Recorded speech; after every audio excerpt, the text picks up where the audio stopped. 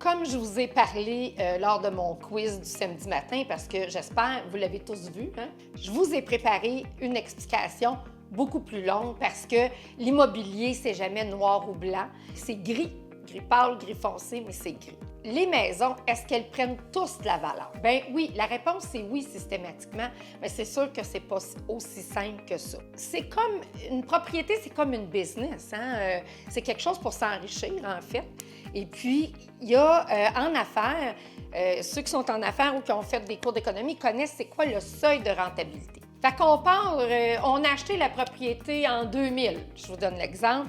Fait qu'elle prend de la valeur jusqu'en 2010, elle a monté, jusqu'en 2020, elle a monté. Puis là, on arrive en 2022, puis là, on arrive au seuil de rentabilité. Pourquoi? La propriété est quand même pas vieille, là. À 20 ans, une maison est encore neuve. Là, on commence parfois des travaux, Le toit, les fenêtres, peut-être le système de chauffage, la thermopompe. Donc, des investissements à faire, de l'entretien. Si l'entretien n'est pas fait, on va tomber de l'autre côté de la courbe.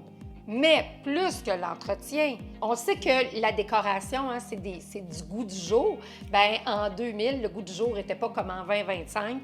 Puis si on est arrivé à la fin du goût du jour, que tout était beige, avec des armoires brunes, puis là, on arrive que tout est les armoires blanches. Je vous donne cet exemple-là. Puis nous, on est encore sur les armoires brunes, puis ça fait 2 fois que le goût du jour change.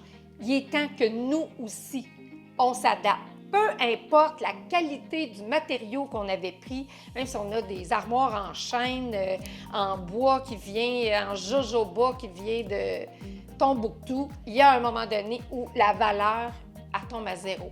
Et si tu gardes tout ça, une toiture pas faite, des fenêtres qui prennent l'air et des vieilles armoires, je vous donne cet exemple-là, bien, votre maison, elle retombe de l'autre côté. Elle s'en va en désuétude. Puis là, vous n'allez pas prendre la même valeur que l'autre d'à côté. C'est comme un facteur de multiplication. Si on est haute, bien, on va prendre 100% de la hausse. Puis si on est plus haute, on va peut-être prendre 110, 115, 120% de la hausse normale, qui n'est pas 100% de la valeur de la propriété, qui est peut-être un 10%, comme dans ce temps-ci. Mais si on ne suit pas, on va prendre 2-3%.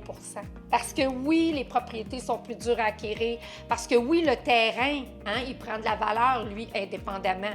Mais la propriété doit suivre, doit être en bon état, et puis elle doit vraiment être au goût du jour. C'est sûr qu'on n'est pas obligé d'être hyper tendance, d'avoir l'air d'un magazine Décor-Mag. Il faut comprendre qu'un acheteur ne peut pas vous donner le même prix que la maison d'à côté, parce que j'entends ça souvent. « Oh, mon voisin, il a vendu tant. » Bien oui, ses armoires sont flambantes, puis les tiennes ont 40 ans. C'est sûr qu'on ne peut pas payer les vieilles armoires le même prix que les armoires neuves, parce qu'il va falloir les prendre, les jeter, et en remettre d'autres. C'est sûr qu'il y a un seuil de rentabilité.